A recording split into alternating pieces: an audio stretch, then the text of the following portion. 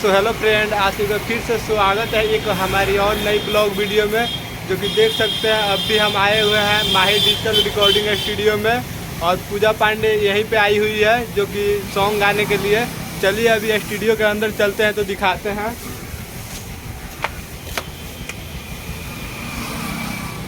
देख सकते हैं अब भी आ गए हैं स्टूडियो में और यहाँ पे पूरा सामान, और यही स्टूडियो है माही डिजिटल रिकॉर्डिंग स्टूडियो। चलिए अभी चलते हैं,